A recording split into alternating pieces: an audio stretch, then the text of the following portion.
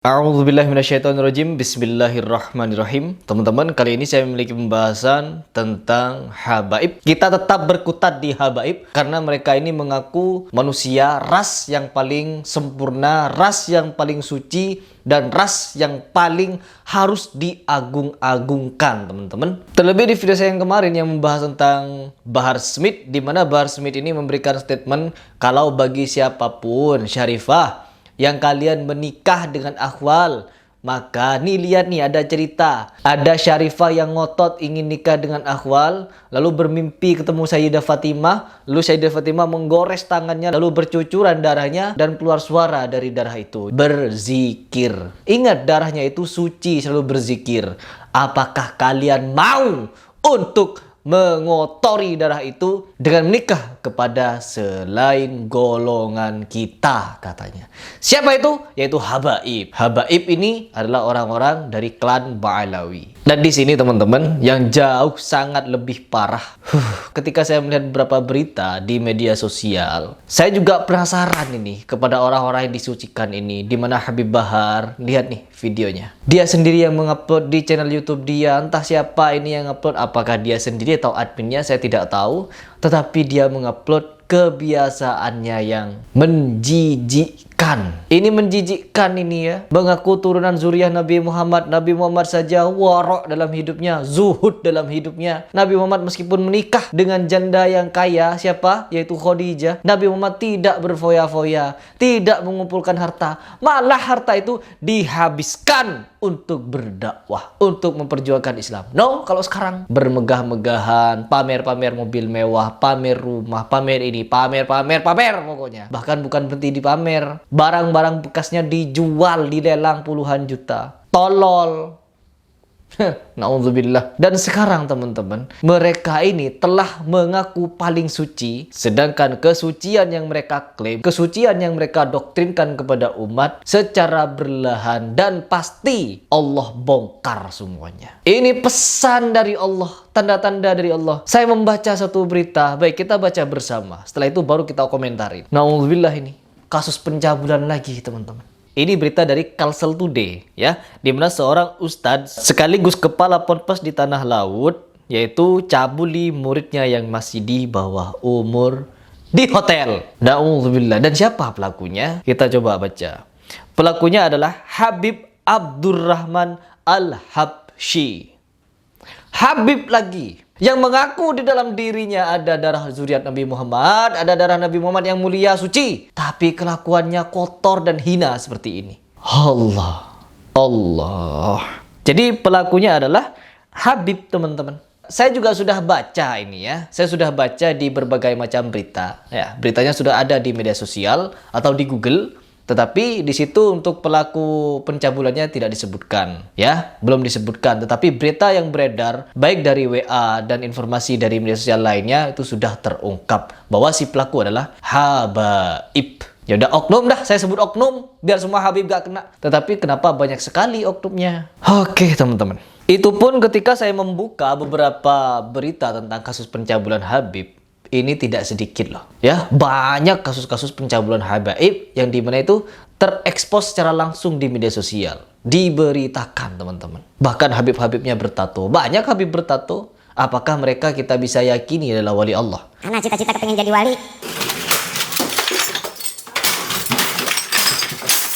Karena rata-rata habaib ini adalah wali-wali Allah. Mereka mengaku wali-wali Allah. Kita tahu mereka ini pendusta teman-teman. Tidak mungkin darah mereka ini yang diakui nyampe kepada Rasulullah, suci, mulia. Tapi kelakuan oknum-oknumnya, kebanyakan oknumnya kalau gak cabul nipu. Ada yang menjadi ahli hikmah, ada yang menjadi tukang ceramah tapi jualan obat. Ya, nyelup-nyelupin tangan, disalam-salamin pakai amplop, dimasukkan. Na'udzubillah, ya Allah. Dijual dengan harga murah Islam ini. Saya pribadi ketika mendengar berita ini jadi berpikir ya. Saya jadi berpikir, tanda-tanda apa sebenarnya ini? Kenapa semakin kesini kedok-kedok mereka semakin dibuka? Awalnya saya respect kepada Habib Rizik Syihab. Selain dia, no. Meskipun Habib Lutfi bin Yahya. Karena saya sudah tahu perihal pidato dia yang katanya memberikan ijazah kepada Raja Jin. Jin dari mana katanya? Dari planet Pluto. Saya sudah tahu video itu sejak lama. Tetapi apa? Saya masih menaruh respect karena banyak orang percaya sama dia. Akhirnya apa? Semakin kesini khurafat. Dengan embel-embel berkaramat, dengan embel-embel zuriat Nabi, dengan embel-embel ini itu. Saya di sini tidak ada kebencian sama sekali terhadap kepribadian para habaib, tidak. Tetapi yang saya benci adalah apa yang mereka statementkan, apa yang mereka ucapkan di media publik. Setelah kita menanggapi semua video-video mereka, ya, setelah kita membaca setiap postingan-postingan oleh siapapun itu, semakin kesini Allah semakin memperlihatkan seolah-olah Allah ingin mengatakan ini kepada kita. Bisa dengan seenak jidat mereka ini menisbahkan segala sesuatu kepada Allah Subhanahu wa taala. Ya, dengan fenomena seperti ini teman-teman, kita bisa membaca semua ini sebagai pertanda dari Allah. Kalau Allah tengah ingin membukakan siapa mereka yang sebenarnya. Dengan kasus-kasus pencabulan, dengan kasus-kasus ceramah-ceramah yang ngalur ngidul tidak tahu mau kemana, dengan kasus-kasus yang justru mereka ini mempertontonkan. Ada yang katanya pergi ke surga, sampai di kakinya ada bekas pasir surga. Itu jelas-jelas dusta, teman-teman. Karena apa? Pintu surga masih ditutup. Bagaimana orang bisa masuk? Kenapa saya menyatakan ditutup? Rasulullah nanti akan dibangkitkan pertama kali dan mengetuk pintu surga itu untuk dibukakan bagi semua umatnya yang akan masuk surga. Tiba-tiba ada orang yang mengaku masuk ke surga dan capek katanya datang dari surga. Kenapa bisa capek datang dari surga? Bukankah kebahagiaan?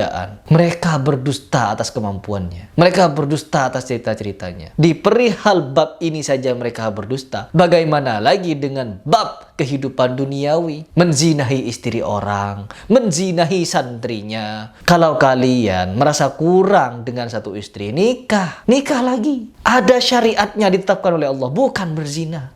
Ini adalah pertanda. Saya membacanya ini adalah pertanda dari Allah, ya. Bagaimana Allah membukakan satu persatu kedok mereka. Sebenarnya bukan cuma sekarang, ya. Dari dulu-dulu sudah banyak orang yang kepergok seperti ini. Entah Hani Assegaf itu yang pernah masuk berita juga, itu saya membaca dari berita. Dia jadi bandar judi di situ, teman-teman. Terus ada juga pelaku pencabulan dan lain sebagainya. Sampai sekarang sepertinya Allah ingin menunjukkan siapa mereka. Mereka berpidato, mereka berceramah di hadapan kita, bermimpi dengan Rasulullah SAW setiap malam, melihat Rasulullah secara yaqadha, memecah diri jadi dua, yang satu sholat, yang satu enggak. Terus begini, begitu.